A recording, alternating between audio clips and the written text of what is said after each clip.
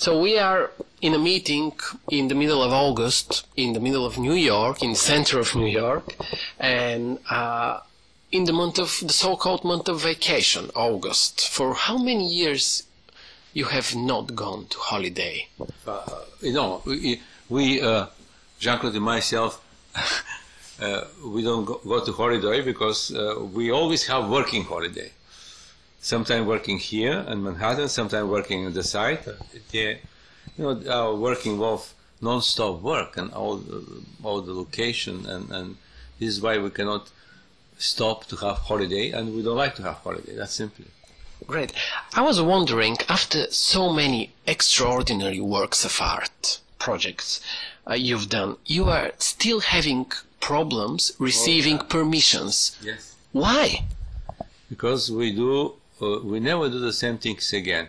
All our project, the unique image, meaning that we'll never do another gates, we will not do another running fence, we will not surround another island or up a bridge, meaning that nobody knows how the project will look. Even ourselves, we do not know how the project will look. And there are no precedent, you know, in the permitting process around the world, probably also in Bulgaria. If you build a bridge, the bridge will be a little bit different, but will be a bridge. If you build a house, a high-rising building will be a little different, will be a high-rising building. And then the books and the permitting process, they are books of precedent. They can fit the proposal, and something was built in that way. But in the books of the permission for the engineering or building construction, there are no any precedent of these proposals, and of course it's very difficult to get the permission. One side, technically, but also very difficult to get permission by the way that the land is owned by government or private people or many other agencies, and it's very difficult to put them together. But don't you think that people are a little bit afraid of something new?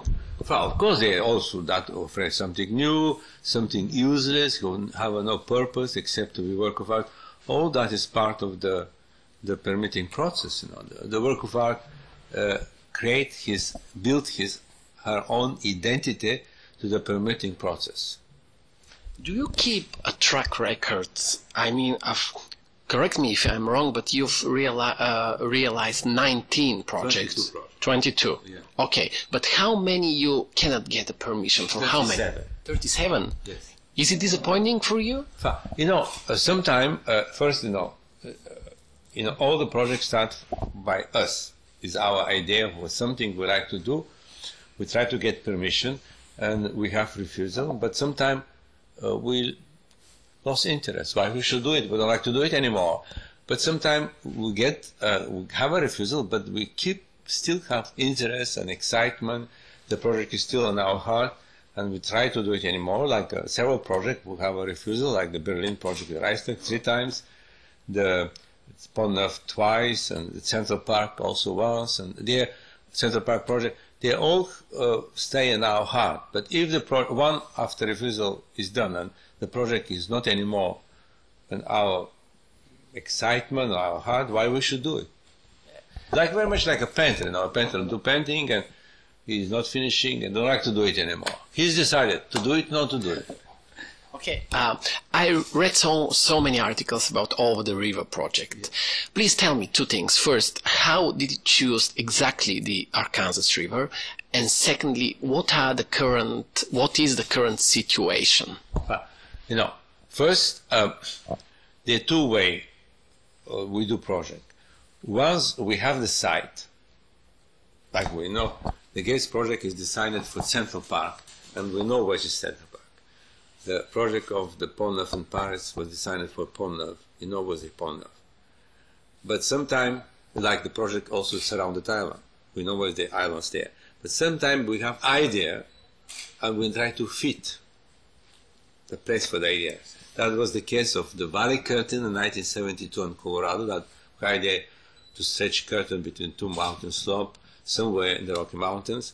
This is the same idea also for the running fence in Northern California in 1976, when we like to build a project in Northern California, but we need to find the right place that the part of the fence disappear in the Pacific Ocean. And of course, the same thing with the umbrellas. We need to have a valley in Japan and valley in California. Now, For the over the river project is the same things.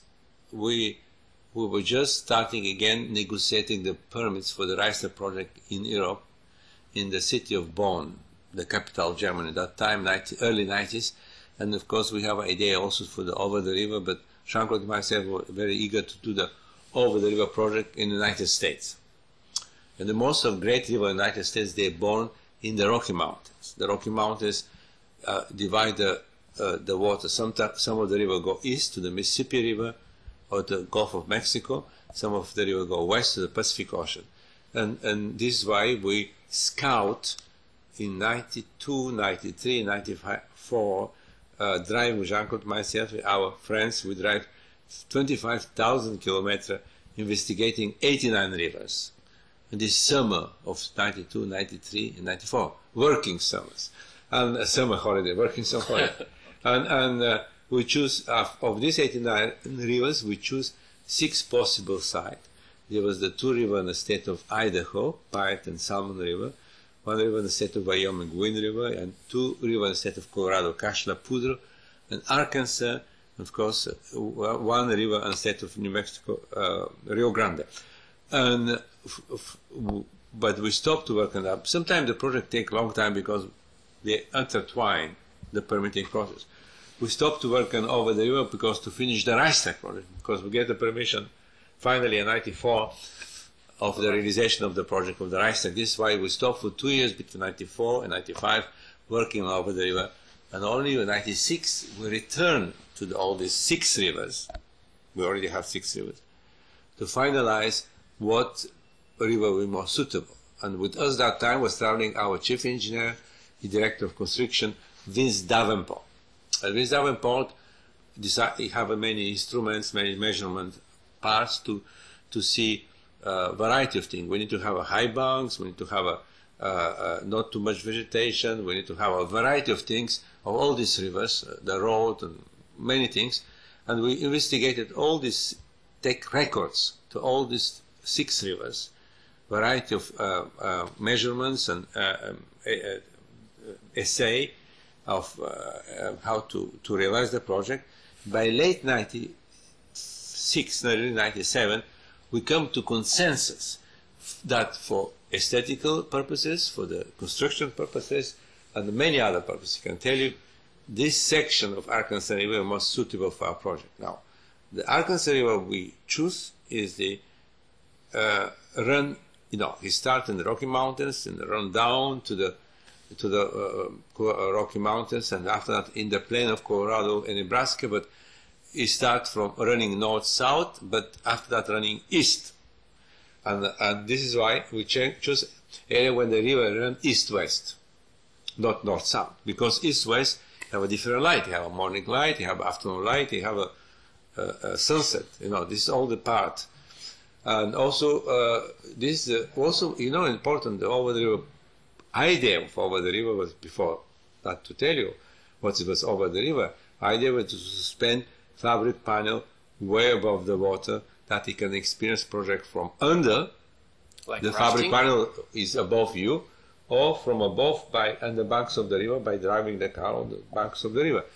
Basically, we need to have a river who is used for rafting. And one of the reasons Arkansas River is more suitable is because it's the most rafted river in the United States. They have 300,000 rafters in the summertime. And of course, that is already big beneficial things for the project.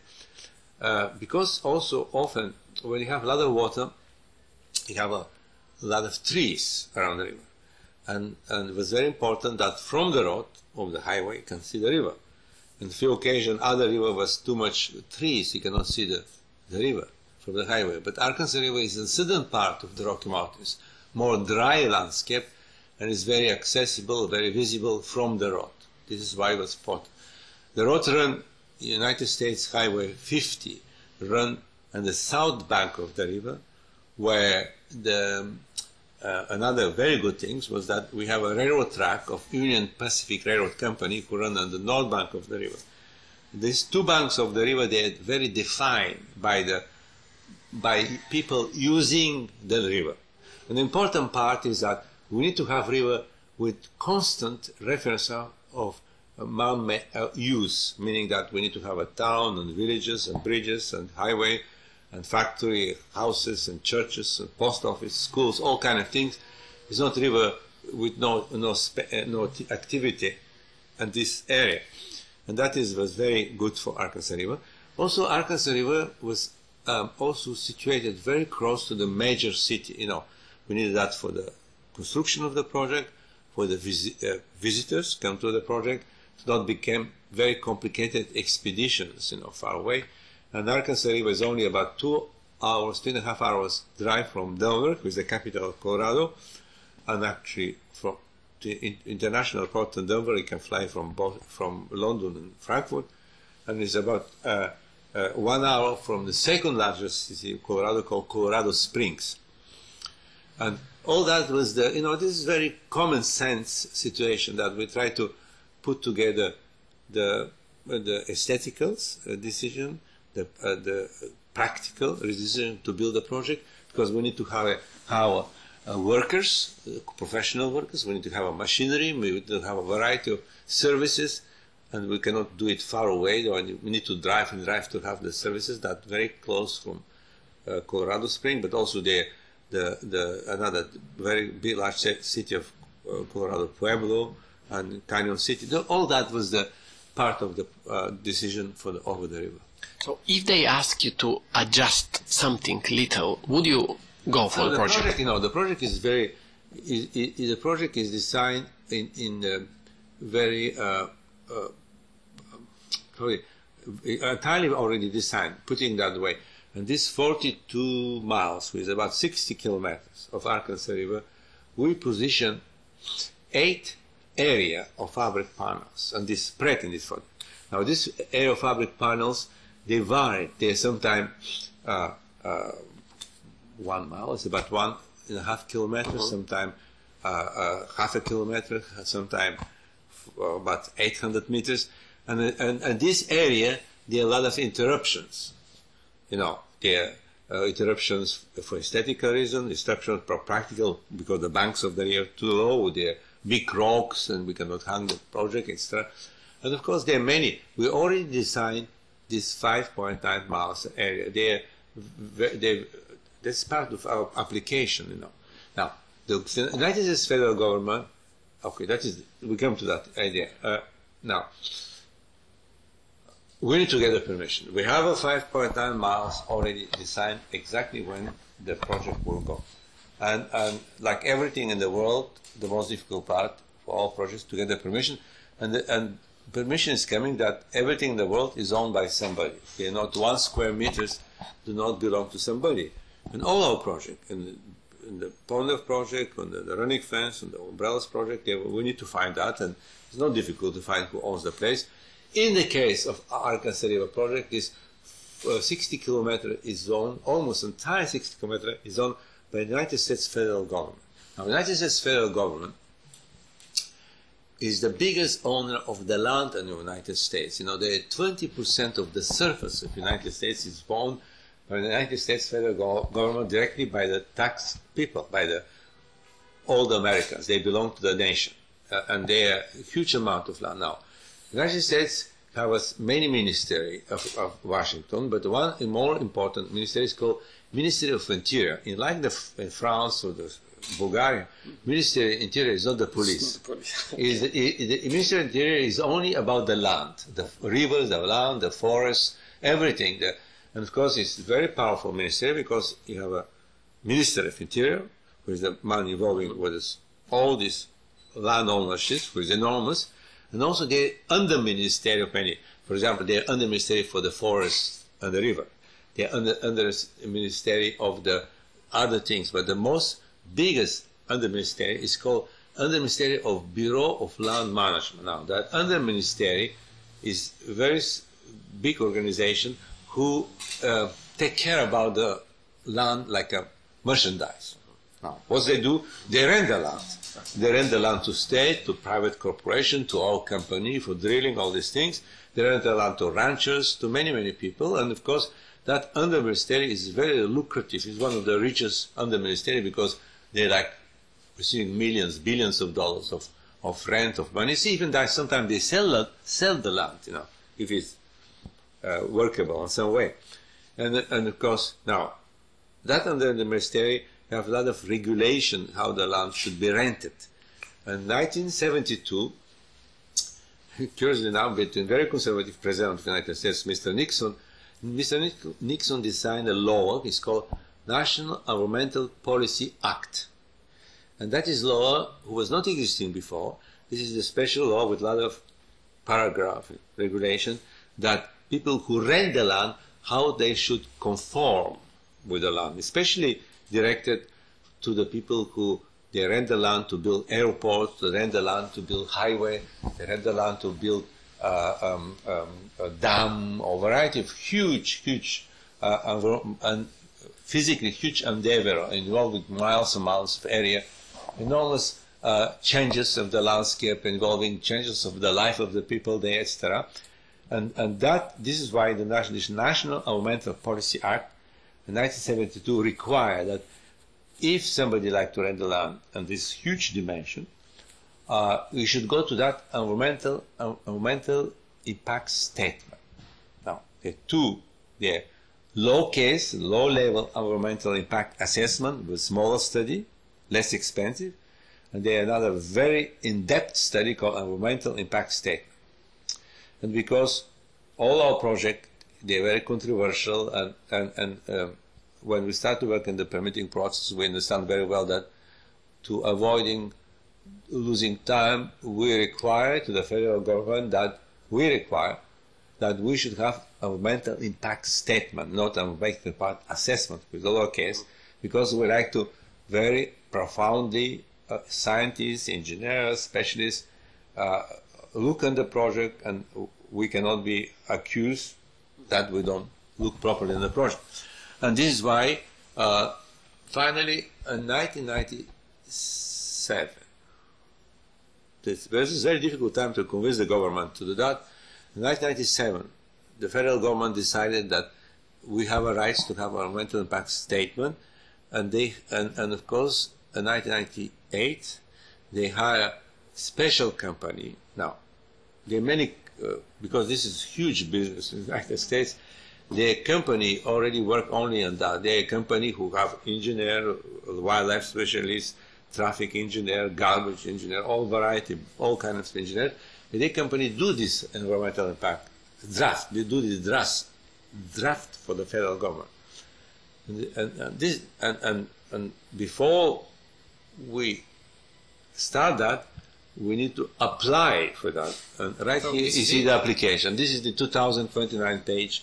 Our application. And how much did you spend? $1.5 million. This is this is our scientists and the traffic engineers and all kind of people, wildlife specialists prepare that study. This is actually our application to get the permission. Now the federal government hire a company to review that. We pay the company the bills, but we cannot talk to them because for the conflict of interest we cannot communicate with them. But they send the bills to us, and they only talk to the federal government. Now that company worked for another year and a half to produce the draft. What is now published about 3 weeks ago was the draft of the environmental impact statement, who became public, and there was 45 days, but they extended another 2 weeks. There are 60 days public comments from any people around the world, including the federal government organized four town hall meetings in Colorado. There was the 3 in the valley of the 60 kilometers and 3 different areas. An entrance of the project from the east entrance, the town called Cannon City. The entrance of the project for the west entrance is called Salida. In the middle of the project, small town called Cotopaxi. And there was a public hearing there, or town hall meeting there, and also there was town hall meeting in the capital of Colorado, Denver. And this town hall meeting, they organized by the federal government, when all the specialists of traffic, wildlife, or variety, they have their own tables. For 2 hours, the people can consult. That the draft is about 1,400 pages, but also the people can consult that draft by email. It's in the federal record, is available. And there was for 2 hours they comments, and each of the speaker against for the project have 3 minutes to speak, and that was court recorded. And after that, all these comments they classified. Traffic, wildlife, and that company we review these comments. They say yes, we do not enough elaborate about that. We need more elaborate, or we already we articulate, elaborate about that particular question, and we hope by spring, sometime late March, early April, the final draft Next year. Yeah, will be issued. And of course, by having the final draft, is not yes or no. The final draft only is again the book. And after that, the federal government will make a record of decision. It's called ROT. Sometime late April to give us a permission. No, give us a permission. That's all. This is the long explanation. So what do you think, which is harder then, to have the idea or to realize the idea? Jean-Claude and myself, idea, she always has an idea is the most stupid things. Everybody can have an idea. And this is so simplistic and so you know, there are hundreds of people flying idea around the world. But you know, our project deal with the real things. You know, they're not make believe. This is the real things. They're real. They're nothing. They're real things. Real kilometers, 20, 50, 60 kilometers. The real dimension, the wind, the real rain, the real sun, the real. This is all that is. No, this project deal with reality, physical reality, and is not virtual reality.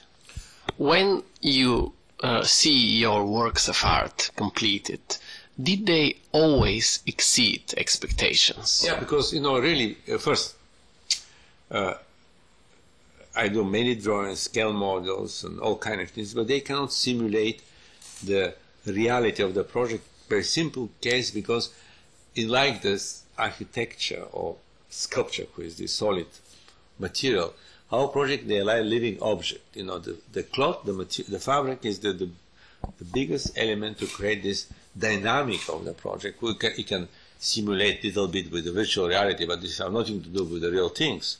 And of course, that is impossible to. And of course, impossible to simulate, because the real things need to spend time to walk, to spend time on kilometers in the landscape, to have the wind, not virtual wind, to have the real hot, summer hot, not virtual hot, and to have a feel, and to have all wet, the water. This is not a screen like in the computer or the film. This is not nothing. This is the real things. While I was listening to you explaining so many years about fighting for Over the River project, can we say... No, we should explain.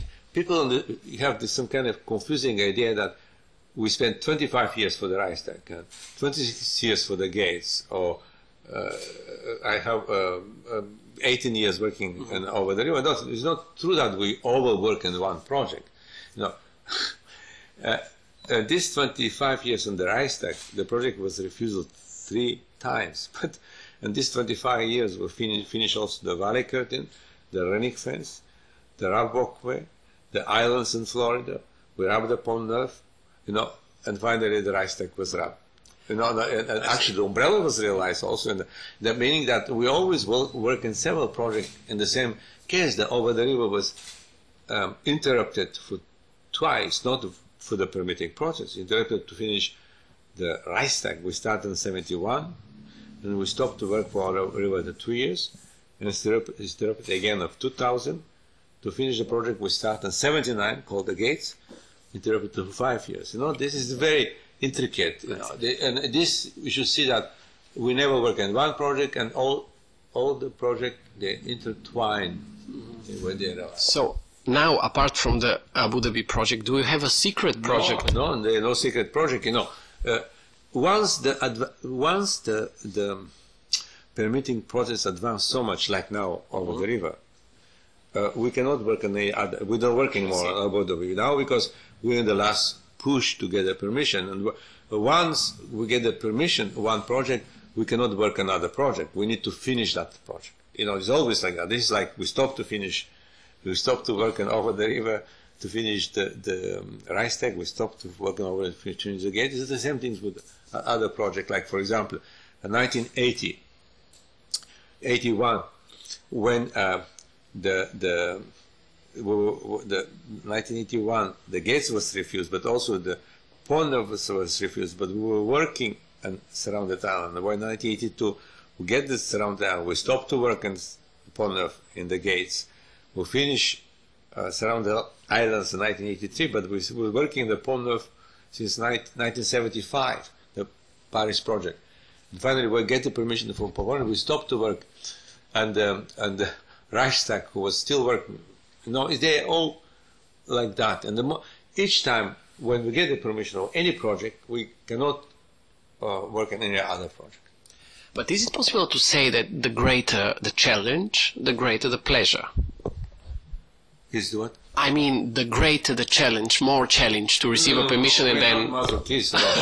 No. We like to do the project easy as possible. First, you know, it's extremely draining of energy and intellectual thinking and all these things, and unnecessary aggravation, sometimes stupid, idiotical, but we need to get the permission. No, if we can do the project easily, we would like to do it very, very easily. You are famous for working more than 15, 16 hours per day, but tell me, how do you work? I mean, are you a morning person or a night person?